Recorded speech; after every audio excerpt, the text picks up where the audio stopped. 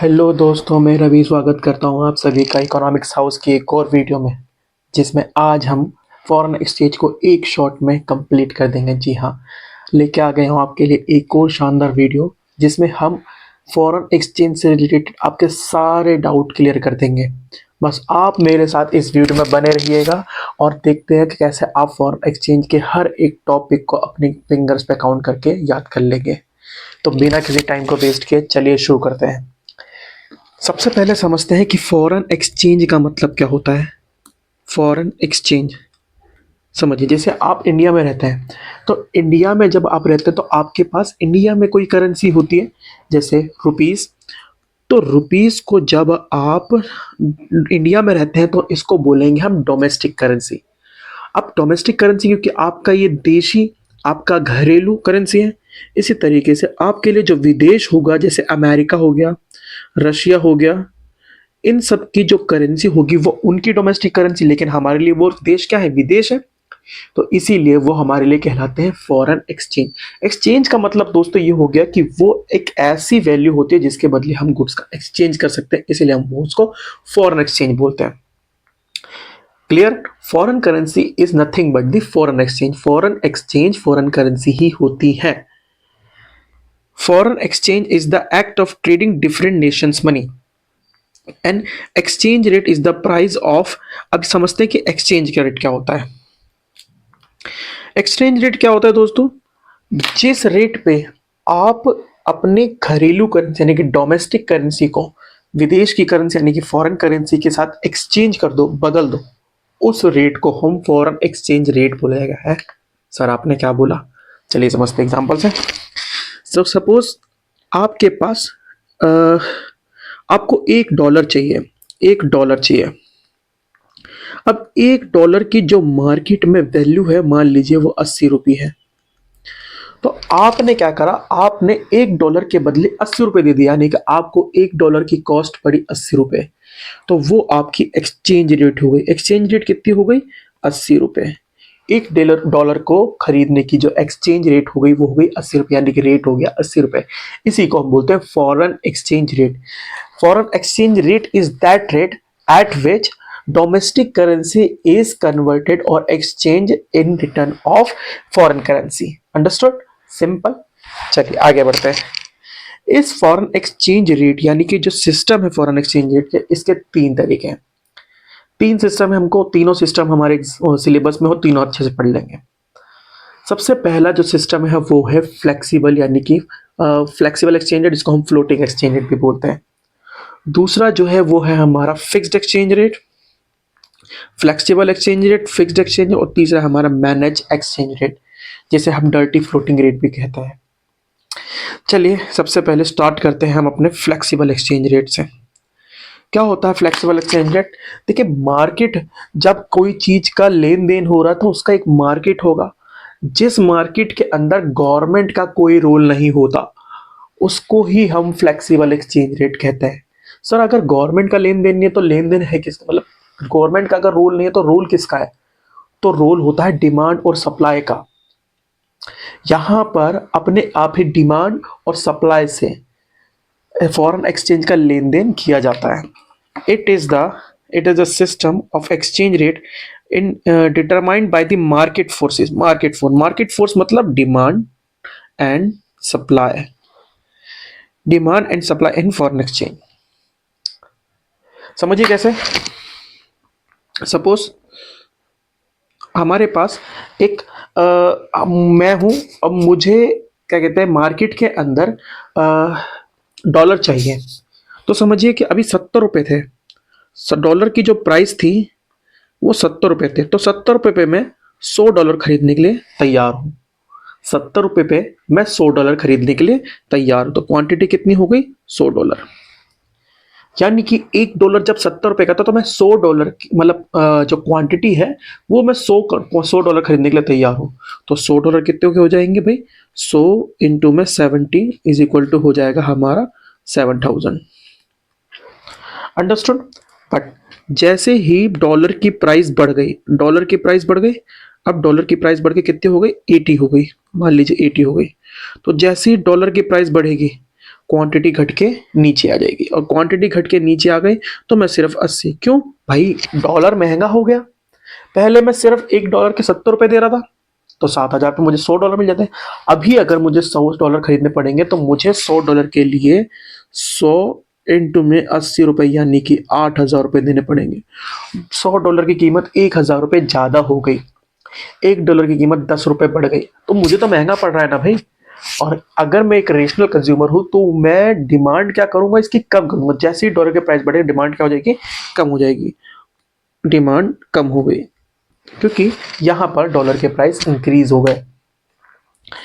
इसी तरीके से इसी तरीके से जैसे डिमांड का रूल यहाँ पर, लॉ ऑफ डिमांड यहाँ पर अप्लाई होता है। 11th में आप लोगों ने पढ़ा होगा लॉ ऑफ डिमांड। जिसकी प्राइस बढ़ती है उसकी डिमांड घटती है, और जिसकी प्राइस घटती है उसकी डिमांड बढ़ती है। इसी तरह लॉ ऑफ सप्लाई भी लागू होता है जब सप्लाई की बारी आती है।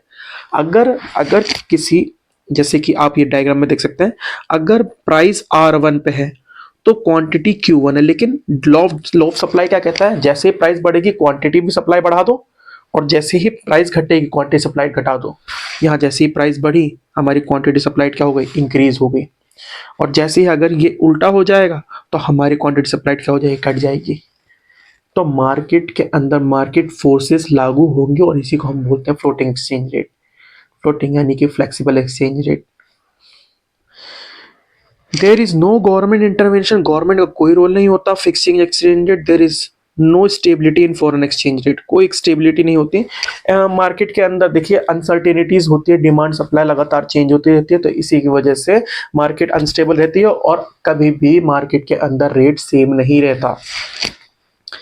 जब इन दोनों को एक साथ रखा जाता है तो मार्केट और सप्लाई, तो हमारा मार्केट कर्व बनता है जिससे हम प्राइस डिटरमाइन करते हैं। जिस कीमत पर जो बायर है वो खरीदना चाहता है और जिस कीमत पर बायर सेलर जो है वो सेल करना चाहता है, जब वो आके दोनों एक दूसरे से मिलती है तो हमें मिलता है इक्विलिब्रियम प्राइस। और इस इक्विलिब्रियम प्राइस पे ही हमारा क्वांटिटी सप्लाइड, और प्राइस पे ही हम प्राइस, इस प्राइस पे हम इतनी क्वांटिटी सप्लाई खरीदने और बेचने को तैयार होते हैं, और यहाँ पर मार्केट इक्विलिब्रियम हो जाता है। अब समझिए कि कई आप हमने देखा कि मार्केट अनसर्टेन होता है, मार्केट के अंदर डिमांड सप्लाई लगातार चेंज हो जाता है। तो क्या इम्पैक्ट आएगा मार्केट के अंदर डिमांड में और सप्लाई में चेंज आने से। समझिए अभी हम क्या पढ़ रहे हैं, अभी हम पढ़ रहे हैं फॉरेन एक्सचेंज रेट। तो रेट डिटरमाइन करते हैं, तो देख रहे हैं कि अभी फ्लेक्सिबल एक्सचेंज के अंदर जो डिमांड और सप्लाई है वही डिटरमाइन कर रहे हैं कि भाई आखिर प्राइस क्या होगा, रेट क्या होगा। अब डिमांड और सप्लाई जब चेंज होगा तो उससे क्या फर्क पड़ेगा मार्केट के अंदर। सपोज सबसे पहले इंक्रीज इन डिमांड, हमारे पास एक कर्व है और इस कर्व के अंदर ये हमारा इक्विलिब्रियम लेवल है। ये इक्विलिब्रियम लेवल है प्राइस का, इक्विलिब्रियम लेवल है प्राइस का, और ये इक्विलिब्रियम क्वांटिटी का, यानी कि ये P1 हो गया, ये Q1 हो गया। इसके अंदर डिमांड बढ़ रही है, डिमांड बढ़ने का मतलब हम इस कर्व को राइट वर्ड शिफ्ट कर देंगे ऊपर की तरफ, और जब इसको राइट वर्ड शिफ्ट करो ऊपर की तरफ तो हमको, पहला हमारा इक्विलिब्रियम था वो E1 था, अब ये इक्विलिब्रियम कहाँ पर शिफ्ट हो गया, E2 पे। जैसे हमारा इक्विलिब्रियम E2 पे शिफ्ट होगा तो हम क्या करेंगे, हमारा प्राइस भी नया चेंज आ जाएगा, प्राइस भी नया आ जाएगा, और इसी के हिसाब से हमारी क्वांटिटी भी चेंज हो जाएगी। इससे हमें क्या मिला दोस्तों, हमें इसका सोल्यूशन वो क्या मिला, फाइनल कंक्लूजन क्या मिला। हमें कंक्लूजन ये मिलता है कि जैसे हमारी डिमांड बढ़ती है प्राइस के साथ साथ क्वांटिटी भी इंक्रीज हो जाती है। प्राइस भी इंक्रीज हो गई, क्वांटिटी भी इंक्रीज हो गई, यानी कि हमारे लिए जो फॉरेन करेंसी है वो महंगी हो गई। समझिए पहले हम $10 में $1 खरीद पा रहे थे, अब $20 लग रहे हैं $1 खरीदने के लिए, तो हमारे लिए तो महंगी हो गई। तो यहाँ पर समझने वाली बात है इम्पैक्ट क्या आया। तो दोस्तों जो फॉरेन करेंसी है वो महंगी हो गई और घरेलू करेंसी सस्ती हो गई। तो इस टर्म को हम कहेंगे, यहाँ पर फॉरेन, जो फॉरेन करेंसी है, फॉरेन करेंसी लेट्स से जो डॉलर्स हैं, डॉलर्स वो महंगे हो गए, तो इसको हम बोलेंगे एप्रिसिएशन, एप्रिसिएशन। और जो हमारी डोमेस्टिक करेंसी है दोस्तों, डोमेस्टिक करेंसी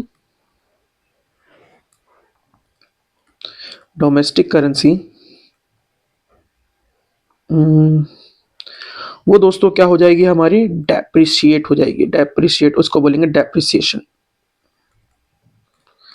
यानी कि हमारी जो फॉरेन करेंसी वो हमको महंगी मिल रही है और हमको हमारी जो घरेलू करेंसी वो सस्ती मिल रही है। यानी कि हम जब अब उनको $1 खरीदना होगा हमको उनका, तो हमको उन्हें पहले से ज्यादा रुपए देने पड़ेंगे। मैंने एग्जांपल लिया, जैसे ऊपर मैंने एग्जांपल लिया था कि पहले ₹70 देने पड़ रहे थे, अब ₹80 देने पड़ रहे हैं।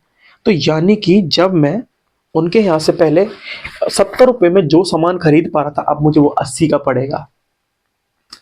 इजी। अगर मान लो मुझे वहां पर मैकडोनल्ड से एक बर्गर मंगाना है इंडिया में, तो मुझे वो 70 आते आते खराब हो जाएगा, लेकिन वो मुझे पहले 70 का मिल रहा था, अब वो ₹80 का पड़ेगा। लेकिन दूसरी तरफ उनके नजरिए से सोचिए, जो सामान उनको पहले, क्या कहते हैं, जो सामान वो लोग पहले $1 में खरीद पा रहे होंगे, जितना $1 में उनको कितना का सामान मिल रहा होगा, पहले उनको $1 में सिर्फ ₹70 का सामान मिल पा रहा होगा, अब उनको $1 में ₹80 का सामान मिलेगा। समझिए, पहले $1 के अंदर वो सिर्फ 1 किलो आलू खरीद पा रहे होंगे, अब 1 किलो से ज्यादा आलू खरीद पाएंगे। उनके लिए हमारी करेंसी क्या हो गई है, सस्ती हो गई, हमारे लिए उनकी करेंसी क्या हो गई, महंगी हो गई है। तो दोस्तों इस कंडीशन में होगा क्या, इस कंडीशन में सिंपल सी बात यह है कि जब उनको हमारा सामान सस्ता मिलेगा तो हमारे एक्सपोर्ट बढ़ जाने चाहिए, और अगर उनका सामान हमको महंगा पड़ रहा है तो हमारे इंपोर्ट घट जाने चाहिए। तो हाँ, इस कंडीशन में हमारे पास इनफ्लो होगा फॉरेन एक्सचेंज का, हमारे पास फॉरेन एक्सचेंज का इनफ्लो होगा। दूसरी तरफ डिक्रीज इन सप्लाई, देखते हैं इसको। यह हमारा इनिशियल कर्व, जिसके अंदर यह हमारा इक्विलिब्रियम प्राइस और equilibrium quantity P1 and Q1, equilibrium price and equilibrium quantity, ये हमारा डिमांड कर्व है दोस्तों, और ये हमारा सप्लाई कर्व है। क्या हो रहा है इसके अंदर, सप्लाई डिक्रीज हो रहा है। तो सप्लाई डिक्रीज होने पे क्या इंपैक्ट पड़ेगा, सप्लाई डिक्रीज होने पे हमारी प्राइस क्या हो गई, हमारी प्राइस फिर से बढ़ गई, और क्वांटिटी लेकिन यहां पर इस बार दोस्तों घट गई। यानी कि जब हमारी सप्लाई कम कम होती है तो हमारी प्राइस इंक्रीज हो जाती है, और प्राइस इंक्रीज का मतलब फिर से वही हो गया दोस्तों, यहाँ पर फिर से करेंसी क्या हो गई है, एप्रिशिएट हो गई है, और हमारी जो डोमेस्टिक करेंसी है वो क्या हो गई है, डेप्रिशिएट हो गई है। यानी कि या तो डिमांड इंक्रीज हो जाए या तो सप्लाई डिक्रीज हो जाए, दोनों कंडीशन में करेंसी, हमारी डोमेस्टिक करेंसी क्या होगी, डेप्रिशिएट, और फॉरेन करेंसी क्या होगी, एप्रिशिएट। Same implications. आगे बढ़ते हैं। इंक्रीज इन सप्लाई, यह हमारे पास मार्केट डिमांड है, मार्केट डिमांड और मार्केट सप्लाई, ये हमारी इक्विलिब्रियम प्राइस और ये हमारी equilibrium quantity. Price quantity P1 Q1, equilibrium E1, demand, और ये सप्लाई। हमारी सप्लाई इस बार इंक्रीज हो रही है, चलिए सप्लाई इंक्रीज कर देते हैं, ये हो गई हमारी supply increase. Right word shift कर दिया हमने इसको, हो गया, सही हो गया। राइट वर्ड शिफ्ट करा, सप्लाई, और ये हमारा जो नया इक्विलिब्रियम मिला हमें, क्या कौन सा मिला, E2, ये हमारा एक नया इक्विलिब्रियम प्राइस और ये हमारी नई इक्विलिब्रियम क्वांटिटी। तो यहाँ पर जो हमारा नया इक्विलिब्रियम प्राइस है वो क्या हो गया, P2। प्राइस देखिए दोस्तों कम हो रहा है, और क्वांटिटी का क्वांटिटी इंक्रीज हो रही है। यानी कि मार्केट में जैसे ही सप्लाई इंक्रीज हो जाएगी तो सप्लाई इंक्रीज हो गई, सप्लाई बढ़ने पे मार्केट के अंदर डॉलर बहुत सारे पड़े हुए, यानी कि इसकी वजह से मार्केट के अंदर डॉलर की वैल्यू कम हो गई, और उसकी वैल्यू कम होने से प्राइस कम हो गई। जब प्राइस बढ़ रही थी तो एप्रिसिएशन हो रहा था फॉरेन करेंसी का, अब प्राइस कम हो रही है तो यहां पर होगा बच्चों depreciation, depreciation of foreign currency, और एप्रिसिएशन ऑफ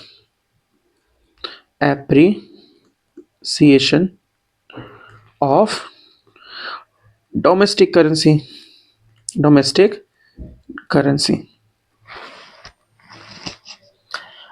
आई होप आपको समझ में आया होगा यहां तक। सेम एज इट इज जब हमारा सप्लाई डिमांड डिक्रीज हो जाता है तो ये हमारा इक्विलिब्रियम डिमांड, ये हमारा इक्विलिब्रियम सप्लाई, ये हमारा इक्विलिब्रियम प्राइस और ये हमारा equilibrium quantity, price quantity P1 Q1। बोला है डिक्रीज इन डिमांड, तो डिमांड को डिक्रीज कर देते हैं, डिमांड हो गई हमारी डिक्रीज, ये हमारा खिसक गया पीछे की तरफ। तो हमारा जो इक्विलिब्रियम था पहले ये था, अब हमारा नया इक्विलिब्रियम ये है। अब हमको नया इक्विलिब्रियम प्राइस मिल गया P1 और नया इक्विलिब्रियम क्वांटिटी मिल गया P2 और नया इक्विलिब्रियम क्वांटिटी Q2। प्राइस कम और क्वांटिटी भी कम, यानी कि जैसे ही डिमांड कम हुआ तो डिमांड के कम हो जाने की वजह से दोस्तों प्राइस कम भी कम हो गया और साथ साथ उसकी क्वांटिटी सप्लाइड भी कम हो गई, डिमांड सप्लाइड भी कम हो गई। और इस कंडीशन को भी हम कहेंगे कि हमारी डोमेस्टिक करेंसी एप्रिशिएट हो रही है और फॉरेन करेंसी डेप्रिशिएट हो रही है। अब इस कंडीशन में इंप्लीकेशंस क्या होंगे दोस्तों? जब हमारे करेंसी महंगी हो रही है तो उनको मान लीजिए पहले $1 में $70 का सामान मिलता था, अब उनको $1 में $60 का सामान मिलेगा। $1 में $70 से $1 में $60 का सामान, जब $1 में $60 का सामान मिलेगा दोस्तों, तो अब तो वो हमारे हमारे जो घरेलू गुड्स है उनकी डिमांड कम कर देंगे कि उनको पहले से कम सामान मिल रहा है। लेकिन दूसरी तरफ हमारे नजरिए सोचिए, पहले हमको $1 के लिए $70 देने पड़ते थे, अब हमको $1 के लिए $60 ही देने पड़ेंगे। हमारे $10 बचेंगे नहीं बचेंगे? और जब हमारे $10 बचेंगे वो हमारी, यानी कि हम अब उनके यहाँ पर ज्यादा सामान खरीद सकते हैं क्योंकि उनका सामान हमको सस्ता पड़ेगा। इसके इम्प्लीकेशंस ये होंगे कि जब हमको उनका सामान सस्ता पड़ेगा तो हम इंपोर्ट बढ़ा देंगे, इंपोर्ट बढ़ जानी चाहिए और उनकी तरफ से एक्सपोर्ट्स क्या हो जाएंगी? एक्सपोर्ट्स बढ़ जाएंगी। हम इंपोर्ट बढ़ा देंगे और उनकी तरफ से एक्सपोर्ट बढ़ जाएगी। आई होप आपको यहां तक समझ में आया होगा। चलिए आगे बढ़ते हैं।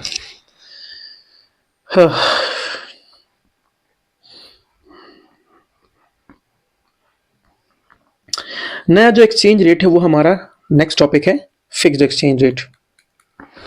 फिक्स्ड एक्सचेंज से समझिए ऐसा एक्सचेंज रेट जिसके अंदर गवर्नमेंट जानबूझ के अपने डोमेस्टिक की करेंसी को किसी एक वैल्यू यानी कि गोल्ड या फिर किसी देश की करेंसी के साथ फिक्स कर देती है। In this system, exchange rate is fixed by measuring the value of gold of or any other currency by government. मेरी मान लीजिए मैं एक दिन का पीएम बन गया, अब मैंने क्या करा, अपने देश के रुपीस को डॉलर के साथ फिक्स कर दिया कि कल को जो भी डॉलर की वैल्यू होगी वही हमारी रुपीस की वैल्यू भी होगी। समझ में आया? There is no complete government intervention in the fixing the exchange rate. यहां पर गवर्नमेंट का कंप्लीट इंटरवेंशन होता है, यहां पर सिर्फ गवर्नमेंट का ही रोल होता है, डिमांड सप्लाई का कोई रोल नहीं होता। सपोज डिमांड एंड सप्लाई यहां पर है, ये इक्विलिब्रियम लेवल है, गवर्नमेंट को लग रहा है कि ना हमको ना प्राइस कम कर देनी चाहिए, किसकी? फॉरेन एक्सचेंज की। जब फॉरेन एक्सचेंज की प्राइस कम होगी दोस्तों क्या होगा, अब फॉरेन करेंसी हमको सस्ती पड़ेगी और हमको क्या कहते हैं, अब हम वहां से सस्ती पड़ेगी और उनको हमारी करेंसी क्या पड़ेगी? महंगी मिलेगी। ऐसी कंडीशन तब गवर्नमेंट जानबूझ के बनाती है ताकि हमको बाहर से इंपोर्ट ज़्यादा करना हो। अगर कुछ इंपॉर्टेंट चीज़ हमको इंपोर्ट करनी होती है तो हम अपनी फॉरेन करेंसी को फिक्स कर देते हैं। तो जैसे ही गवर्नमेंट ने क्या करा, ये हमारी इक्विलिब्रियम प्राइस थी, इक्विलिब्रियम क्वांटिटी, तो इसको गवर्नमेंट ने फिक्स कर दिया। जैसे ही फिक्स करा हमें ये 2 पॉइंट मिले, ये हमारा क्वांटिटी सप्लाइड और ये हमारा क्वांटिटी डिमांडेड, ए बी। और ये जो गैप है दोस्तों, इस गैप को बोलते हैं एक्सेस डिमांड, एक्सेस डिमांड। यहां पर डिमांड ज्यादा हो रही है और सप्लाई कम हो रही है। डिमांड ज्यादा है किससे? सप्लाई से। इस कंडीशन में गवर्नमेंट को जो भी देश के अंदर डॉलर वगैरह है उनको बेच देना चाहिए, अगर नहीं बेचेंगे क्योंकि अब फॉरेन करेंसी की जो डिमांड है वो बढ़ जाएगी ना दोस्तों। तो जब फॉरेन करेंसी की डिमांड बढ़ जाएगी, अगर नहीं बेचेंगे तो क्या होगा, मार्केट के अंदर ब्लैक मनी चालू, मतलब ब्लैक में इनका सप्लाई ज़्यादा हो जाएगा, जिसके ऊपर लोगों को प्रीमियम देना। जैसे कि आप समझो, आप मूवी देखने गए और आपको एक बहुत प्यारी मूवी पसंद आई, मान लीजिए धुरंधर देखने गए, और धुरंधर देखने के लिए आप लोगों ने देखा कि हाउसफुल है, तो बाहर एक बंदा चिल्ला रहा है कि हाँ भाई, हाँ भाई, हाँ भाई, टिकट ले लो, टिकट ले लो, यानी कि ब्लैक में बेच रहा है। वो इसलिए क्योंकि वहां पर जगह ही नहीं है खरीदने की, सारी टिकट बिक चुकी है, और वो टिकट ब्लैक में बेच रहा है। उसी बंदे ने सारी टिकट खरीद ली और उसको वो एक्स्ट्रा दाम पे बेच रहा है। इसी तरीके से अगर मार्केट के अंदर सप्लाई सही ढंग से नहीं हुई डॉलर्स की, तो इस तरीके से ब्लैक मार्केट इमर्ज हो सकती है, जिसके अंदर लोग एक्स्ट्रा पैसे देके भी डॉलर खरीदने को तैयार हो जाएंगे। आई होप समझ में आया होगा आप लोगों को। इस कंडीशन में जिसमें गवर्नमेंट अपनी तरफ से वैल्यू कम कर रही है, जब डिमांड और सप्लाई से वैल्यू कम हो रही थी फॉरेन करेंसी की, तो फॉरेन करेंसी उस समय डेप्रिशिएट हो रही थी। लेकिन यहां पर डेप्रिशिएट की जगह उसको हम बोलेंगे डीवैल्यूएशन, फॉरेन करेंसी का डीवैल्यूएशन हो गया। दूसरी तरफ जब प्राइस गवर्नमेंट जानबूझ के इंक्रीज कर देती है, इंक्रीज करने का मतलब दोस्तों ये है कि अब हमारी डोमेस्टिक करेंसी की जो प्राइस है वो फॉरेन करेंसी के मुकाबले सस्ती हो गई, यानी कि अब उनको हमारी करेंसी क्या मिलेगी, सस्ती मिलेगी। पहले वही $1 के लिए 70 रुपए देने पड़ रहे थे, अब हमको $1 के लिए 80 रुपए देने पड़ेंगे। पहले उनको $1 में सिर्फ 70 का सामान मिल रहा था, अब उनको $1 में 80 रुपए का सामान मिलेगा। प्राइस बढ़ गई। उस कंडीशन में जब हमने ये देखा था कि ये वाली कंडीशन डिमांड और सप्लाई से आ रही थी, तब हमारी जो डोमेस्टिक करेंसी थी वो डेप्रिशिएट हो रही थी और फॉरेन करेंसी एप्रिशिएट हो रही थी। लेकिन यहाँ पर अब फॉरेन करेंसी क्या होगी, इसे बोलेंगे हम रिवैल्यूएशन। रिवैल्यूएशन सिंपल सी चीज़ है दोस्तों कि जब डिमांड सप्लाई से फॉरेन करेंसी महंगी होती है, यानी कि फॉरेन करेंसी के प्राइस बढ़ते हैं, तो उसे बोलते हैं एप्रिसिएशन। और जब गवर्नमेंट जानबूझ के फिक्स करती है तो उसे बोलते हैं रिवैल्यूएशन। इसी की दूसरी तरफ जब डिमांड और सप्लाई से फॉरेन करेंसी सस्ती होती है तो उसे बोलते हैं डेप्रिसिएशन, बट जब गवर्नमेंट इसको फिक्स करती है तो इसको बोलते हैं डिवैल्यूएशन। सिंपल। तो यहाँ पर अगर रिवैल्यूएशन हो रहा है फॉरेन करेंसी का, तो ऑफ कोर्स फॉरेन करेंसी जो हो रही है रिवैल्यूएट हो रही है, तो डोमेस्टिक करेंसी क्या हो रही होगी, डिवैल्यूएट हो रही होगी, डिवैल्यूएट। यहाँ पर हमारी फॉरेन करेंसी जो है वो डिवैल्यूएट हो रही है, तो हमारी डोमेस्टिक करेंसी क्या हो रही होगी, रिवैल्यूएट। इस कंडीशन में क्या होगा दोस्तों, हमारे जो एक्सपोर्ट्स हैं वो बढ़ जाएंगे, क्योंकि अब उनको हमारे यहाँ पर $1 में ज़्यादा सामान मिल रहा होगा। पर डॉलर ज़्यादा सामान लेने की वजह से हमारे एक्सपोर्ट बढ़ जाएंगे और हमारे पास फॉरेन करेंसी का एक स्टॉक भर जाएगा। चलिए समझते हैं कि फॉरेन एक्सचेंज रेट के अंदर जो फिक्स एक्सचेंज रेट है उसका हिस्ट्री के बारे में 2-3 चीज़ें उसको हमें बस पढ़ लेना है। सबसे पहले गोल्ड स्टैंडर्ड का मतलब क्या है कि हर कोई अपने देश की करेंसी को एक गोल्ड की एक यूनिट के साथ बांध लेता था। जैसे मैं मान लेते हैं, हम कहाँ रहते हैं, हम इंडिया में रहते हैं। इंडिया में तो मैं मान लेता हूँ कि 1000 रुपये में 1 ग्राम सोना आएगा। 1 ग्राम बहुत ज़्यादा बोल दिया, लेकिन कोई बात नहीं। 1000 रुपये में 1 ग्राम सोना आएगा। तो अमेरिका के अंदर जितने का 1 ग्राम सोना आएगा, मान लीजिए अमेरिका के अंदर $20 में 1 ग्राम सोना आ रहा है। 1 ग्राम सोना $20। तो हमारी जो एक्सचेंज हो गई अमेरिका के हिसाब से कैसे हो गई कि हमारी जो $20 है वो अमेरिका का जो $20 है वो हमारे 1000 रुपये के बराबर हो जाएगा। इतना ईजी है, लोग इसमें कंफ्यूज हो जाते हैं, ये इतना ईजी है। सपोज एक एग्जांपल ले लेते हैं कि मान लीजिए 10 रुपए या 10 युआन का 1 ग्राम सोना आता है। 1 ग्राम सोना और 1000 रुपए का 1 ग्राम सोना है, तो हमारा जो 10 युआन है उसकी जो कीमत होगी, 10 युआन की जो कीमत होगी वो होगी हमारे 1000 रुपए के, यानी कि ये हो गया एक्सचेंज रेट। गोल्ड से ही मेजरमेंट कर दिया, गोल्ड को आपने अपनी करेंसी, हर देश ने अपने अपनी करेंसी को गोल्ड के यूनिट में नाप लिया और जितने रुपए में 1 ग्राम सोना है, 1 किलो सोना आ रहा है, उसी से हम एक्सचेंज रेट को डिसाइड कर लेते थे। सिंपल, आई होप आप लोगों को समझ में आया होगा। इसके बाद आता है Bretton Woods system. Bretton Woods system का मतलब यह है कि कोई भी देश अपने, इसी को मैं इसका एक नाम बताता था, इसको पैक्ड एक्सचेंज रेट भी कहते हैं, पैक्ड, जिसके अंदर कोई देश अपने देश की करेंसी को किसी दूसरे देश की करेंसी के साथ बाइंड कर देता है, फिक्स कर देता है। जो प्राइस उसकी करेंसी की होंगे वही प्राइस हमारे होंगे। फिक्स्ड एक्सचेंज रेट के अंदर गवर्नमेंट डिसाइड कर रही थी, लेकिन पैक्ट में क्या होता है कि हम उसके ऊपर डिपेंडेंट है कि वो उनके प्राइस बढ़ेंगे तो हमारे बढ़ेंगे, उनके प्राइस घटेंगे तो हमारे भी प्राइस घट जाएंगे।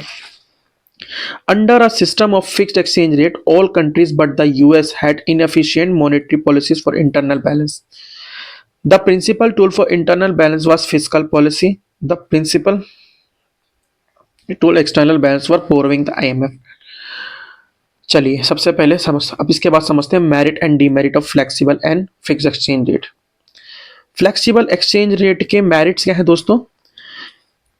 Large reserve of forex not required, यानी कि जब हम डिमांड और सप्लाई पर डिपेंड रहते हैं तो मार्केट अपने आप को खुद ही बैलेंस कर लेती है, हमको फॉरेन एक्सचेंज के क्या कहते हैं रिजर्व को इकट्ठा करके रखने की जरूरत नहीं पड़ती। जब मार्केट के अंदर इम्बैलेंस आता है तो खुद ही वो चले जाते हैं, और जब मार्केट के अंदर डिसबैलेंस आता है वो फिर से आ जाते हैं। मार्केट के अंदर ये फ्लक्चुएशन आता जाता रहता है, इसीलिए इसके अंदर हमें फॉरेन एक्सचेंज की ज़्यादा टेंशन नहीं लेनी पड़ती। 1991 से पहले हमारे पास फिक्स्ड एक्सचेंज रेट हुआ करता था, जिसको 1991 के बाद चेंज करा गया, और आपको पता होगा फॉरेन एक्सचेंज की कमी के कारण 1991 की फाइनेंशियल क्राइसिस आई थी। और मैं इस टॉपिक को और इजी करने के लिए आपको एक चीज, मतलब एक मेरी तरफ से टिप ले लीजिए कि जो इसके मेरिट होंगे, जो फ्लेक्सिबल के मेरिट है वही फ्लोटिंग के डीमेरिट है, वो जो फ्लेक्सिबल के मेरिट है वही फिक्स्ड के डीमेरिट है, और जो फिक्स्ड के मेरिट है वही हमारे फ्लोटिंग के डीमेरिट है। यानी कि क्रॉस देखिए, जैसे कि large reserve of foreign exchange not required, लेकिन इसके अंदर हमको रिजर्व ऑफ फॉरेन एक्सचेंज चाहिए होता है। फिक्स्ड का डीमेरिट है कि भैया अगर हमारे पास फॉरेन एक्सचेंज के रिजर्व नहीं अवेलेबल तो दिक्कत आ सकती है, जैसे 1991 में आ गई थी। इन एफिशिएंट एलोकेशन ऑफ रिसोर्सेस का एफिशिएंट एलोकेशन हो जाता है, अच्छे से हम रिसोर्सेस को एक्सचेंज कर सकते हैं। Exchange rate adjust equilibrium automatically, अपने आप ही इक्विलिब्रियम क्या कर देता है, ले आता है। लेकिन inefficient allocation of resources, equilibrium आसानी से नहीं आता, गवर्नमेंट को बहुत दिमाग लगाना पड़ता है, बहुत है ना। Exchange rate of derivative from the equilibrium economy with the equilibrium rate. Large size of forex market, forex market का बहुत बड़ा साइज, यानी कि फॉरेक्स, सर ये फॉरेक्स का है, अरे कुछ नहीं, फॉरेन का फोर और एक्सचेंज का एक्स, इसी को मिला के हम बना दिया फॉरेक्स। याद रखना, फॉरेन एक्सचेंज को फॉरेक्स भी बोलते हैं शॉर्ट फॉर्म में। इसके अंदर क्या होता है, small size of forex market, fixed market का साइज बहुत छोटा है। फिर उसके बाद इंटरनेशनल मोबिलिटी ऑफ लिक्विडिटी यानी कि एक्सचेंज रेट इधर से उधर आराम से ट्रैवल कर सकते हैं, और जिस देश में ज्यादा सामान, मतलब ज्यादा जरूरत होती है फॉरेन एक्सचेंज की, वहां पहुंच जाते हैं, जिसमें नहीं होती वहां से चले जाते हैं।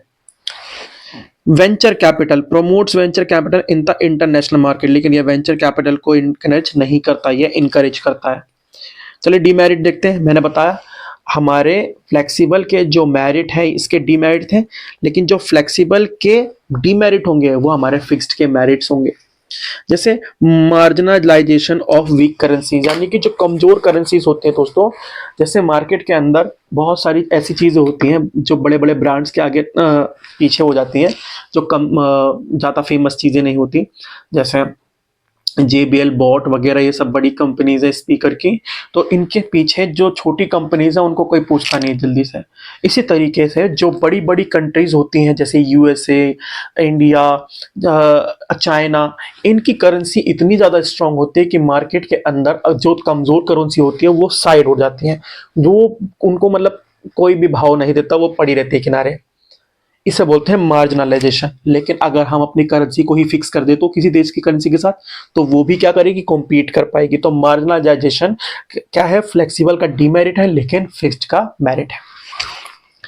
Uncertainty of the market, market uncertain है, इसके अंदर स्पेकुलेट करते समय अनसर्टेनिटीज आ सकती है, लेकिन हमारे डी में क्या कहते हैं जो फिक्स्ड है उसके अंदर जो हमारा मार्केट है वो क्या रहता है, वो सर्टेन रहता है, हमेशा फिक्स रहता है। इसके अंदर stable monetary policy not possible, क्योंकि मार्केट अनसर्टेन है, फ्लक्चुएशन आता था, डिमांड सप्लाई कब बदल जाए किसी को क्या पता, इसीलिए जो मॉनेटरी पॉलिसी है इसके अंदर स्टेबल नहीं रहती।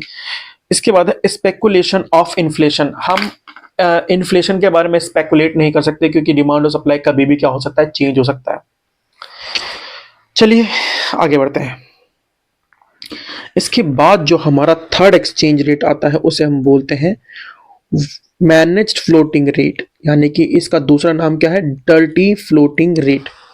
समझिए क्या है, क्या होता है कि ना हमारे पास कई बार गवर्नमेंट फिक्स एक्सचेंज रेट से मॉनेटरी एक्सचेंज को कर रही होती है, मतलब फॉरेन एक्सचेंज के लिए फिक्स एक्सचेंज रेट सिस्टम अपना रखा है।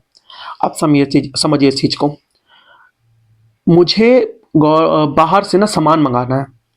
अब सामान मंगाना है तो मेरे को तो अगर बाहर देखूंगा मैं प्राइस बढ़े हुए फॉरेन एक्सचेंज के, तो मैं तो खरीद नहीं पाऊंगा भाई। तो गवर्नमेंट क्या करती है, गवर्नमेंट कुछ ऐसा करती है कि ना मार्केट के अंदर जितने भी हमारे पास डॉलर पड़े हुए हैं उन सबको बेचना स्टार्ट कर देती है, बेचना स्टार्ट, बेचना स्टार्ट, बेचना स्टार्ट, बेचना स्टार्ट। जब मार्केट के अंदर सप्लाई बढ़ेगी तो दोस्तों हमने पढ़ा था, जब मार्केट के अंदर सप्लाई बढ़ती है तो क्या हो जाता है, प्राइस कम हो गया।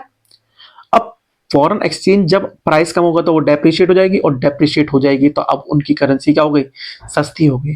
तो अब हम क्या कर सकते हैं, अब हम मार्केट के अंदर वहां से इंपोर्ट करवा सकते हैं, और जब हम सामान इंपोर्ट कराएंगे तो हमारे लिए क्या हो गया, हमने अपनी तरफ से मैनेज कर दिया, हमने अपनी तरफ से ही क्या कहते हैं जो एक्सचेंज रेट है उसको फ्लक्चुएट कर दिया, उसको बदल दिया। इसी तरीके से जब मार्केट के अंदर हमको एप्रिसिएशन कराना होता है फॉरेन करेंसी के, तो हम इसका उल्टा करते हैं, बेचने की जगह खरीद लो। जब खरीद लेंगे तो मार्केट के अंदर सप्लाई कम हो जाएगी, और जब सप्लाई खत्म हो जाएगी तो मार्केट के अंदर जिस चीज की सप्लाई कम हो रही है, सप्लाई कम हो रही है, सप्लाई कम होने का मतलब क्या हो जाएगा, सप्लाई कम होने का मतलब है वो एप्रिशिएट हो जाएगी, और जब वो एप्रिशिएट हो जाएगी तो उसकी प्राइस बढ़ गई, प्राइस बढ़ेगी तो क्या होगा, हमारे देश के अंदर से ज्यादा एक्सपोर्ट होगा, सामान ज्यादा बिकेगा। आई होप आपको समझ में आया होगा, एक छोटा सा टॉपिक है लेकिन बहुत इंपॉर्टेंट टॉपिक था। This combines the feature of floating exchange rate and fixed exchange rate, hence it is called hybrid। इसे हाइब्रिड भी कहा जाता है, हाइब्रिड, हाइब्रिड, हाइब्रिड मतलब दोनों एक्सचेंज रेट इसके अंदर फिक्स होती है, मिक्स होती है। अब हमारे पास जो नेक्स्ट टॉपिक है वो है component of foreign exchange, component of demand for foreign exchange, यानी कि हमें भाई साहब ये फॉरेन एक्सचेंज चाहिए क्यों, हम अपने देश में क्यों नहीं सीमित रह सकते। इसका सीधा सीधा आंसर है कि हमारे पास सब कुछ नहीं होता, दुनिया में हर चीज हर जगह अलग अलग टाइम पर अवेलेबल होती है जिसकी हमें ज़रूरत होती है, तो वो लाने के लिए हमको उनको ऐसा कुछ देना पड़ेगा जिसके बदले वो हमको वो सामान देते हैं। तो सबसे पहला जो इसका कारण आता है वो आता है import of goods and services. जो चीज यहाँ नहीं उगती है वो दूसरे देश में उगती है, अगर वहां उगती है तो वहां से लेके आओ। जो चीज की टेक्नोलॉजी का इजाद यहाँ नहीं हुआ, जो क्या कहते हैं इन्वेंशन यहाँ नहीं हुआ है तो वो दूसरी कंट्री में हुआ है। जो चीज जैसे टेक्नोलॉजी हो गई जो आजकल बहुत डिमांडेड है, कुछ ऐसे गुड्स हो गए जो रेयर हैं, जो दूसरी किसी एक कंट्री विशेष में ही मिलता है, तो उनको मंगाने के लिए हमको पैसे चाहिए ना उनके देश के, वो हमारे पैसों में तो नहीं मान जाएंगे भाई रिपेले, अरे भाई चलते ही नहीं है, तो उनके लिए ही हमको क्या चाहिए, फॉरेन एक्सचेंज चाहिए होता है। अगर हमें किसी देश में जाके उनके देश में इन्वेस्टमेंट करना हो तो इन्वेस्टमेंट करने के लिए पैसे चाहिए होते हैं। फैक्टर ऑफ पेमेंट, यानी कि अगर कोई देश कोई बाहर का बंदा हमारे देश में आके काम करता है तो उसके देश के अंदर उसकी इनकम प्रोवाइड करने के लिए हमको क्या चाहिए होता है, फैक्टर पेमेंट प्रोवाइड करने के लिए भी हमें फॉरेन एक्सचेंज की जरूरत होती है। Repayment of interest on loan, international loan, जब हम लोन लेते हैं किसी देश से तो वो हमको हमारी कंट्री पे, लेकिन जब हमको रिटर्न करना होता है तो हम उसको उसी करेंसी में रिटर्न करते हैं। जनरली दोस्तों मान लीजिए मैंने जैसे जापान से लोन लिया, किसी भी देश से लोन लिया, तो यूनिवर्सल करेंसी है डॉलर, हम उनकी करेंसी ना देके अगर उनको डॉलर भी दे तो डॉलर हर कोई एक्सेप्ट करता है क्योंकि ये यूनिवर्सल करेंसी हो गई है। रेमिटेंस अब्रोड, कोई बंदा हमारे देश में काम कर रहा है फॉरेन से, और फॉरेन से काम कर रहा है तो वो अपने देश के अंदर जो कमाया अपने घर वालों को पैसे भेजना चाहता है, तो जो पैसे भेजेगा यहाँ से वो किस फॉर्म में जाएंगे, लोग दोस्तों डॉलर के फॉर्म में जाएंगे। स्पेक्युलेटिंग ट्रेडिंग, ट्रेडिंग के लिए भी हमको फॉरेन एक्सचेंज चाहिए होता है कि भाई किसी देश के प्राइस बढ़ रहे हैं घट रहे हैं। डायरेक्ट परचेज अब्रोड, बाहर से कुछ खरीदना हो, जैसे मशीनरी, गवर्नमेंट को हथियार खरीदने हो, रशिया से बहुत सारे मिसाइल्स खरीदनी हो, ब्रह्मोस खरीदने हो, कैसे खरीदेंगे भाई? फॉरेन एक्सचेंज चाहिए कि नहीं चाहिए उसके लिए। फिर उसके बाद ग्रांट्स एंड डोनेशन, अब जैसे हमको कोई देश मुसीबत में है तो उनको पैसे देना है, तो उसको पैसे देने हैं तो क्या करेंगे? रुपीज में थमाएंगे? अरे भाई मजाक हो जाएगा। फिर उसके साथ हमें क्या चाहिए? डॉलर्स चाहिए, फॉरेन एक्सचेंज चाहिए। इसके बाद हमारे पास आता है कि सोर्स क्या है फॉरेन एक्सचेंज के। हम ये सब क्या कहते हैं, ये सब करेंगे तो, लेकिन इसका सोर्स क्या है? तो दोस्तों जो सोर्स है वो यही है कि जहां से चाहिए, जैसे कि जिस लिए हमको चाहिए वही सेम चीज हमारे साथ भी होगी। समझिए, जैसे अगर import of goods and service, हमको किसी देश से गुड्स एंड सर्विस मंगाने हैं तो कोई देश हमसे भी तो गुड्स एंड सर्विसेज मांगेगा, नहीं मांगेगा? और जब कोई देश हमसे गुड्स एंड सर्विस मांगे तो बच्चों हमको मिलेगा क्या? उसके बदले में डॉलर मिलेंगे, डॉलर्स, डॉलर मिलेंगे, डॉलर। जब हमको कोई गुड्स एंड सर्विसेज मांगेगा हमारे देश से तो हम उनको बदले में क्या देंगे? डॉलर देंगे। काली मिर्च बेच दी, डॉलर दे दिए। कॉफी बेच दी, डॉलर दे दिए। चाय बेच दी, डॉलर दे दिए। गन्ना बेच दिया, डॉलर दे दिया। तो हमको ये जो डॉलर मिला वो कैसे मिला? गुड्स एंड सर्विसेज बेच के। कोई दूसरा देश आके हमारे देश में इन्वेस्टमेंट करा, मान लीजिए रशिया आके हमारे साथ प्रोजेक्ट बना रहा है तो रशिया ने हमारे पास इन्वेस्टमेंट कर दिया, तो वो किस में करेगा? फॉरेन एक्सचेंज में करेगा। Payment of factor income, factor payment, कोई बाहर विदेश में हमारे इंडियन ओरिजिन का बंदा काम कर रहा है तो उसको जो पेमेंट मिलेगी वो किस में मिलेगी? डॉलर्स में मिलेगी, यानी कि फॉरेन एक्सचेंज में मिलेगी। रिपेमेंट ऑफ लोन, जापान में कोई बंदा काम कर रहा है तो उसको किस में मिलेगी? जापानीज येन में मिलेगी। Repayment of international loan, international loan, अब जैसे हमको अगर लोन चुकाना हो तो हम किस में दे रहे थे? डॉलर्स में दे रहे थे। भाई साहब जब हमसे किसी ने लोन लिया होगा तो वो हमको भी किस में पे करेगा? फॉरेन एक्सचेंज में करेगा। रेमिटेंस अप्रूव्ड, जिस तरह हमारे देश से जो फॉरेन काम कर रहे थे वो अपने घर पे पैसे भेज रहे थे, इसी तरीके से जब हमारे देश के लोग जो बाहर काम कर रहे हैं वो यहाँ पर पैसे भेजेंगे तो किस फॉर्म में भेजेंगे? डॉलर के फॉर्म में भेजेंगे। डायरेक्ट परचेस, जैसे हम किसी देश से कोई मिसाइल वगैरह खरीद रहे थे, हथियार खरीद रहे थे या कुछ और खरीद रहे तो उसके बदले हमें क्या मिल रहा था? हम उसके बदले क्या दे रहे थे? Foreign exchange. इसी तरह कोई देश हमसे भी सामान खरीदेगा, हमसे कोई परचेज करेगा डायरेक्ट, तो हम जब उसे पैसे जो सामान के बदले जो हमें वो देगा फॉरेन एक्सचेंज, डॉलर्स। आई होप आपको समझ आया होगा कि जिस लिए हमको फॉरेन एक्सचेंज चाहिए होता है वही सोर्स सेम हमारे पास है फॉरेन एक्सचेंज के लिए, यानी कि जिस लिए हमको पैसे चाहिए वहीं से हमारे पास पैसे भी आएंगे। अब इसके बाद एक बहुत इंपॉर्टेंट और लास्ट टॉपिक बचता है दोस्तों, जिसका नाम है फॉरेन एक्सचेंज मार्केट। क्या होता है फॉरेन एक्सचेंज मार्केट? देखो सिंपल सा है, जहां पर फॉरेन एक्सचेंज का क्रय विक्रय होता है, जहां पर फॉरेन एक्सचेंज का बाइंग और सेलिंग होती है, उस प्लेटफॉर्म को हम फॉरेन एक्सचेंज मार्केट कहते हैं। An over the counter market place that determine the exchange rate of global currencies. इसके 3 फंक्शन है। एक है ट्रांसफर फंक्शन, मतलब मैंने डॉलर तुमको दे दिया, तुमने मुझे उसके बदले कुछ और दे दिया, है ना, ट्रांजेक्शन कर ली। दूसरा है क्रेडिट फंक्शन, उधार लेना। और तीसरा हेजिंग फंक्शन, रिस्क का ट्रांसफर करना। ये इंपॉर्टेंट है, इसे भी हम पढ़ेंगे आगे। ठीक है, सबसे टाइप देख लेते हैं मार्केट के। मार्केट के 2 टाइप है, स्पॉट मार्केट और फॉरवर्ड मार्केट। सबसे पहले ये समझते हैं स्पॉट मार्केट क्या होता है। एक स्पॉट मार्केट मतलब ऐसा मार्केट जहां पर जो हम फॉरेन एक्सचेंज का ट्रांजैक्शन करेंगे वो एक डेली बेसिस पे करेंगे। डेली बेसिस मतलब डे बाय डे। आज हमने जो रेट डिसाइड करा उसी पे हमने ट्रांजैक्शन कर दिए। समझिए, जैसे मान लीजिए मुझे अमेरिका से मशीन मंगवानी है। मशीन, तो मशीन जो है वो आ रही है मेरी $10,000 की। $10,000 की। तो ये जो मशीन है $10,000 की, एक अभी इस समय जो आज का रेट है वो है 80 रुपए। मान लीजिए कितना है? 80 रुपए। तो $1 की जो वैल्यू है वो कितनी है? 80 रुपए। तो $10,000 की कितनी होगी? 80 इंटू 10,000, यानी कि 8 लाख। 8 लाख रुपए मुझे आज ही चाहिए होंगे। 8 लाख रुपए मुझे आज ही चाहिए होंगे, यानी कि आज के रेट पे मैंने डिसाइड कर दिया, ट्रांजेक्शन भी आज ही कर दी। इसे बोलते हैं स्पॉट मार्केट। और जिस रेट पे हम ट्रांजेक्शन कर देते हैं उसे बोलते हैं स्पॉट रेट। ये डेली बेसिस पे होता है, यानी कि आज रेट अलग हो सकता है, कल ये रेट अलग हो सकता है, परसों ये रेट अलग हो सकता है। रेट भी आज ही डिसाइडेड है, ट्रांजेक्शन भी आज ही कर देंगे। If the operation is daily nature, it is called spot market or current market. Handles only spot transaction, spot मतलब आज के ट्रांजेक्शन, और current transaction in foreign exchange. This exchange rate prevails in the spot market for currency is called spot rate. जिस rate पर ये transaction करी जाती है इसको बोलते हैं spot rate. Spot rate of the exchange refers to the rate at which foreign currency is available on the spot. वो रेट जिस पे अभी करेंसी बेचने के लिए तैयार है उस रेट को ही बोला जाता है spot rate. The rate at which the currency is ready to be exchange is known as spot rate. Note quoted in premium और discount, here is no specified rate, मतलब कोई प्रीमियम वगैरह नहीं देना होता।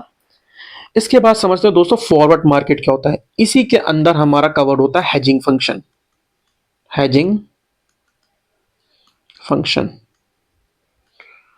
समझिए फॉरवर्ड मार्केट क्या है। मान लीजिए मेरे पास ना $10,000 हैं, $10,000, और सॉरी रुपीस बनाने की ज्यादा आदत हो गई है। अब ये जो $10,000 है मैं चाहता हूं इनको कि भाई आज का रेट तो बहुत बढ़िया है, आज मान लीजिए जो डॉलर की कीमत चल रही है वो 85 रुपए है, 85 रुपए, 85 रुपीज। अब इस 85 रुपीज $1 की जो कीमत है, अब मेरे पास कुछ $10,000 है, तो $10,000 की दोस्तों जो कीमत हो जाती है 85 रुपए के हिसाब से है 8.5 लाख रुपए। क्या हो रहा है ये 8.5 लाख रुपए।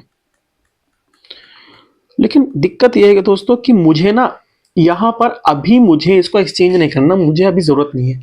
और मेरे को एक डर और भी है कि अगर यार मैं इसको फ्यूचर में मतलब अभी अपने पास कंटेन करके रखता हूँ और फ्यूचर में अगर मैं इसको सेल करता हूँ तो कहीं ऐसा ना हो कि इसके प्राइस कम हो जाए। सर प्राइस कम हो जाए, प्राइस बढ़ भी तो सकते हैं।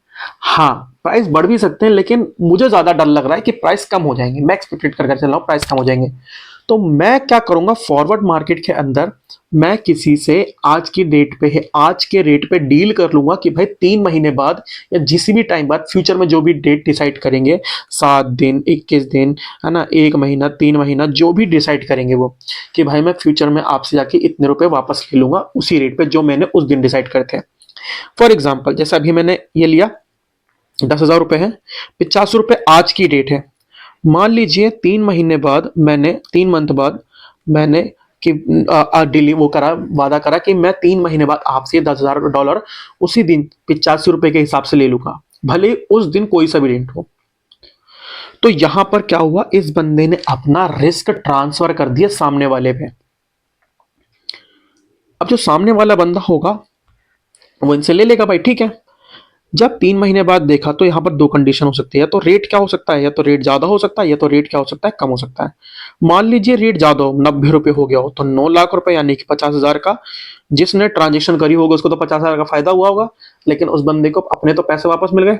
बट अगर मान लीजिए रेट 80 रुपए हो जाता है, तो जो बंदा स्पेकुलेट कर रहा था कि रेट कम हो जाएंगे उसको उसके मजे आ जाएंगे और उसको अपने 8.5 लाख रुपए पूरे मिल जाएंगे विदाउट किसी भी रिस्क के। इसी को बोला जाता है दोस्तों हेजिंग फंक्शन। अब forward market is in which exchange is bought and sold for future delivery is known as forward market. It deals with the transaction sale and purchase of foreign exchange which are contracted today but implemented sometime in the future। मतलब आज ही decide कर लिया कि आज के rate पे, लेकिन हम डील करेंगे फ्यूचर की किसी डेट पे। Exchange rate that prevails in forward contract for purchase or sale foreign exchange is called forward rate। जिस रेट पर एक्सचेंज क्या कहते हैं करेंसी का एक्सचेंज होता है उसको हम बोलते हैं forward rate. Forward rate is the rate at which a future contract for foreign currency is made coated in premium और डिस्काउंट। प्रीमियम और डिस्काउंट पर दिया सकता है, यानी कि प्रीमियम यानी कि ज्यादा पैसे पे और डिस्काउंट यानी कि सस्ते में भी। इसका काम क्या होता है, मिनिमाइज करना रिस्क को और प्रॉफिट बनाना स्पेकुलेशन से। तो जिस बंदे ने वो लिया होगा वो स्पेकुलेट करके चल रहा होगा, और जिस बंदे ने क्या कर दिया होगा उसने अपना रिस्क को क्या कर दिया, मिनिमाइज कर दिया। तो इसी के साथ हमारा फॉरेन एक्सचेंज का ये पूरा वीडियो पूरा लेक्चर एक वीडियो में खत्म होता है। आई होप आप सभी को ये लेक्चर समझ में आया होगा। अगर आपको ये लेक्चर समझ में आया तो प्लीज़ अपने दोस्तों के साथ शेयर करिएगा। थैंक यू, मिलते हैं नेक्स्ट वीडियो में। Bye bye.